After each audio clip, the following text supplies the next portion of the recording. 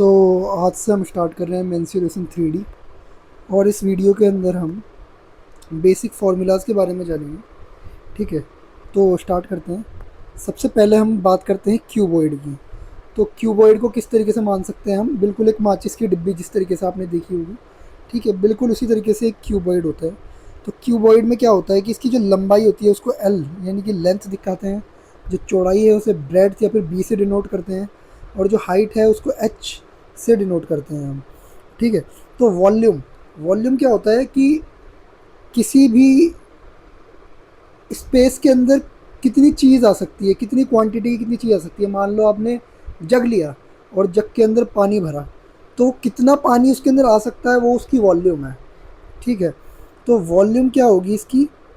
Volume का formula है length into breadth into height, मतलब तीनों को गुणा कर देना है, लंबाई चौड़ाई ऊंचाई को। Total surface area, total surface area क्या होता है कि ये जो चार, ये जो इसकी एक ऊपर की दीवार, फिर एक नीचे की दीवार,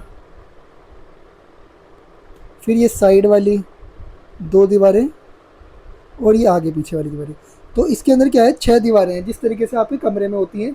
ऊपर छत, नीचे फर्श, और फिर चार दीवारें चारों ओर। तो ये क्या मिलाता है, बन के छः सरफेस बन जाते हैं।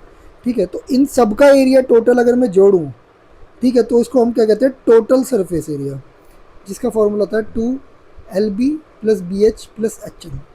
इसमें लॉन्गेस्ट डायगोनल क्या होगा? मान लो इस पॉइंट से मैं एक लाइन खींचूँ इस पॉइंट तक, तो ये क्या होगा, एक इसका लॉन्गेस्ट डायगोनल होगा ये। तो इसकी जो लेंथ होती है वो होती है रूट में L square plus B square plus H square. तो आगे आ जाते हैं हम आगे, क्यूब। तो क्यूब भी एक क्यूबॉइड ही है, लेकिन बस इतना ही अंतर है, इसमें लंबाई चौड़ाई ऊंचाई सब बराबर है ए के, मतलब बराबर है इसकी, तो हम उसको ए मान लेते हैं।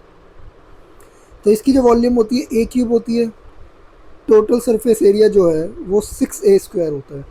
कैसे? क्योंकि इसमें छः साइड हैं और हर एक क्या ही स्क्वायर है। ठीक है, तो स्क्वायर का एरिया कितना होता है? ए स्क्वायर। स्क्वायर का एरिया कितना हो? ए स्क्वायर। तो अगर ये छः की छः साइडों का हम जोड़े तो कितना हो जाएगा? 6A square. और इसका लॉन्गेस्ट डायगोनल जो होता है वो रूट 3 होता है। ये यही वही है लॉन्गेस्ट डायगोनल कि इस पॉइंट से इस पॉइंट तक की जो लाइन का लेंथ है उसे क्या कहते हैं? लॉन्गेस्ट डायगोनल, जो कि वैल्यू है रूट 3 है। तो अब हम नेक्स्ट स्लाइड पर आ जाते हैं। आगे हम बात करते हैं सिलेंडर की।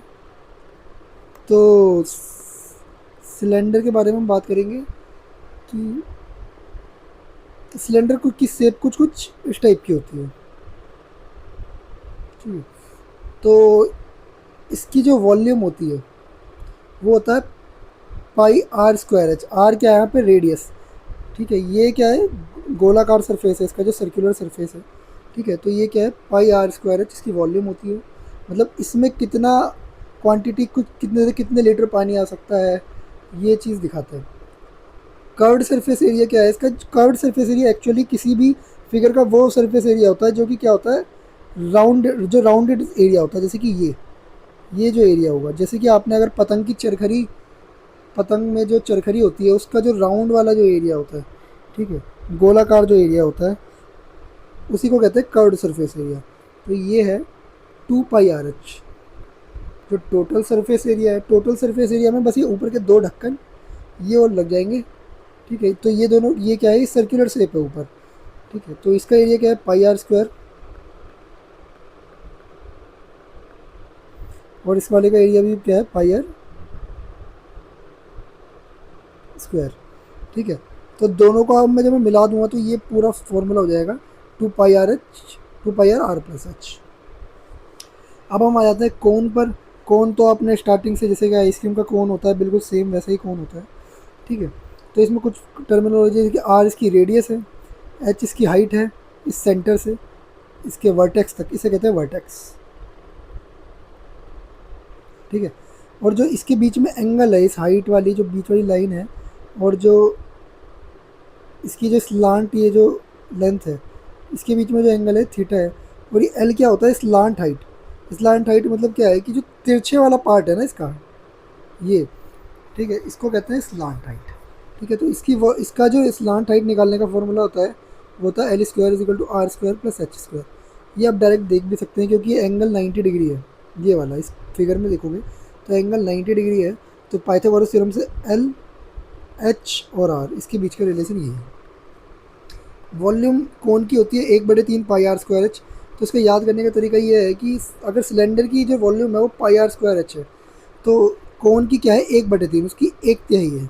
ठीक है, इसका जो कर्व्ड सरफेस एरिया है वो है पाई आर एल, और जिसका टोटल सरफेस एरिया है वो pi r into are plus l, l यहाँ पर स्लांट हाइट है। ठीक है, तो आगे बढ़ते हैं। ठीक है, अब हम स्फेयर पे और हेमिस्फेयर पे आ जाते हैं।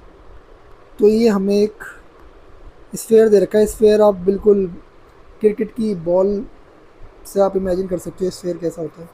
तो हमें इसके अंदर सिर्फ वॉल्यूम देखना है। इसका जो वॉल्यूम होता है, जो वॉल्यूम है वो है 4/3 पाई आर क्यूब। ठीक है, और जो सरफेस एरिया है, जो सरफेस एरिया है वो है 4 पाई आर स्क्वायर। इसी तरीके से हम हेमिस्फेयर, मतलब अगर हम ऊपर स्फेयर को आधा काट दें, ठीक है, तो जो हमें फिगर मिलेगी उसे हम कहते हैं हेमिस्फेयर। मतलब हेमी का मतलब आधा, स्फेयर आधा स्फेयर। तो इसकी वॉल्यूम क्या होगी, ऑब्वियसली 2/3 पाई आर क्यूब, क्योंकि ऊपर 4/3 था तो उसका आधा क्या होगा 2/3 पाई आर क्यूब। तो इसकी वॉल्यूम इस तरीके से आप याद कर सकते हैं। इसका total surface area 3 pi are square होता है, 3 पाई आर स्क्वायर क्यों, क्योंकि जो राउंडेड वाला एरिया जो होता है वो क्या होगा, टोटल स्फेयर का तो 4 पाई आर स्क्वायर होता है, तो इसका आधा वाला 2 पाई आर स्क्वायर हो गया।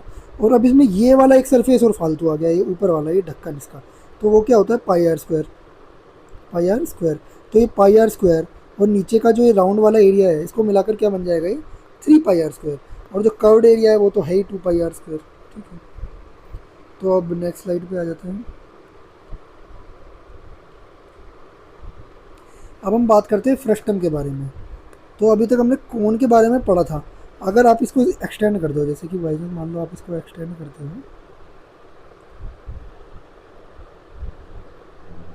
तो अगर हम किसी कोन को काट दे बीच में से, तो जो हमें फिगर मिलती है उसे हम क्या कहते हैं, फ्रस्टम। ठीक है, तो ये कुछ कुछ बाल्टी की तरह है, इन्वर्टेड बाल्टी जो होती है। ठीक है, तो अब इसके अंदर भी एल स्लांट हाइट होती है, तो वो होती है, इसका फॉर्मूला होता है ये H square plus R minus R square और उसका होल रूट। इसकी वॉल्यूम होती है पाई h/3 आर स्क्वायर, जो कि बड़े वाला रेडियस है, और आर जो कि क्या है, छोटे वाला रेडियस है, इंटू आर। तो ये वॉल्यूम का फॉर्मूला है इसका। जो कर्व्ड सरफेस एरिया है, जो घुमावदार एरिया है, ये क्या है, कर्व्ड सरफेस एरिया। तो ये इसका फॉर्मूला है pi into are plus R L. Total surface area इसमें क्या है कि ऊपर ऊपर का जो लिड है और नीचे का जो ढक्कन है, इन दोनों को भी एरिया अगर हम जोड़ लें तो पाई आर स्क्वायर, पाई और फिर ये ऊपर वाला एरिया। तो ये इसका फॉर्मूला है। पिरामिड पे आ जाते हैं। तो पिरामिड क्या है, जैसे कि आपने देखा होगा मूवीज़ में इजिप्ट वगैरह के वैसे ही पिरामिड होते हैं। ठीक है, तो इसका यहाँ पर जैसे कि मैंने यहाँ पर स्क्वायर लिया हुआ है, तो ये ट्राइंगल भी हो सकता है। ये जो बेस है, बेस जो है इसका बेस, ये कोई भी शेप, ये ट्राइंगल भी हो सकती है, स्क्वायर भी हो सकता है, ये पेंटागन भी हो सकता है। ठीक है, तो इसका ध्यान रखना आप। तो इसकी जो वॉल्यूम होती है वो होती है 1/3, जो बेस का एरिया है। मान लो स्क्वायर है तो उसके हिसाब से बेस एरिया हो जाएगा, ट्राइंगल है तो उसके हिसाब से हो जाएगा, इंटू हाइट, कि इसकी सेंटर पॉइंट से कितनी हाइट है। और जो इसका लेटरल सरफेस एरिया होता है, कहने का मतलब ये जो बेस से अलग हटकर जो एरिया है वो होता है 1/2 पेरीमीटर जितना है बेस का, इंटू लेटरल हाइट क्या है इसकी, ये जो हमने स्लांट हाइट पढ़ी थी वही लेटरल हाइट है यहाँ पर, तो वो यहाँ पर आ जाएगी। ठीक है, इससे हम इसका लेटरल सरफेस एरिया निकाल सकते हैं। अभी हम आ गए हैं टेट्राहेड्रॉन पे। तो टेट्राहेड्रॉन क्या होता है कि ऐसा पिरामिड जिसका ट्राइंगुलर बेस हो। तो मैंने बताया था ना, पिरामिड का कुछ भी बेस हो सकता है, कोई भी शेप का। तो ये यहाँ पर क्या हो जाएगा, ट्राइंगुलर बेस जिसमें हो, और उसमें भी हम रेगुलर टेट्राहेड्रन की बात में कर रहे हैं। तो रेगुलर टेट्राहेड्रन में जो बेस होगा वो इक्विलेटरल ट्राइंगल होगा। ठीक है, तो अब हम देख सकते हैं इसका एक ये वाला सरफेस 1 सरफेस 2 सरफेस 3 सरफेस, और इसका जो एक बेस होगा नीचे वाला। ठीक है, तो इसमें 4 ट्राइंगल हो गए। तो इसका जो एरिया ऑफ ऑल फेसेस होगा, क्यों तो वो हो जाएगा 3√3 साइड का स्क्वायर। इसका मैं आपको बताता हूँ, क्योंकि इक्विलेटरल ट्राइंगल का एरिया क्या होता है, √3/4 का ए स्क्वायर, यानी कि साइड का स्क्वायर। ठीक है, अब ये 4 सरफेस हैं इसके अंदर, तो इसको 4 से गुणा कर देंगे, 4 से 4 कट जाएगा, तो ये क्या आ जाएगा 3√3 साइड का ए स्क्वायर। इसकी जो हाइट है वो उसका फॉर्मूला है √2/3 साइड, और वॉल्यूम जो है √2/12 साइड की क्यूब। तो ये थोड़ा इंपॉर्टेंट फार्मूला है, इनको आप याद रखना क्योंकि डायरेक्ट क्वेश्चन इनसे आ जाता है। ठीक है, ये क्या है प्रिज्म। ठीक है, प्रिज्म के बारे में अगर हम बात करें तो प्रिज्म का जो वॉल्यूम होता है वो बेस एरिया इंटू हाइट होता है, मतलब बेस का जिस क्या होगा एरिया इंटू उसकी हाइट। लेटरल जो सरफेस एरिया होता है वो होता है perimeter of base into slant height, और जो टोटल सरफेस एरिया होता है वो होता है perimeter of base into height plus 2 into area of base. ठीक है, और इसके बाद हम एक लास्ट कॉन्सेप्ट इसमें देखते हैं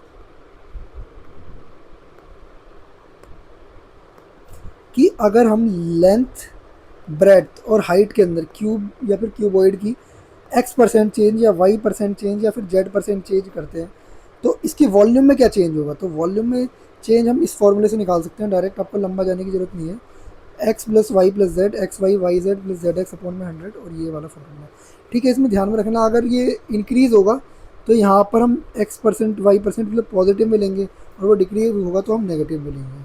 ठीक है, तो यहाँ पर हमने सारे के सारे फार्मूलाज पढ़ लिए हैं, तो इनको आप अपनी नोटबुक में नोट डाउन कर लेना अच्छे से, और आगे आने वाली इतनी वीडियोज़ में हम इंपॉर्टेंट क्वेश्चंस देखेंगे।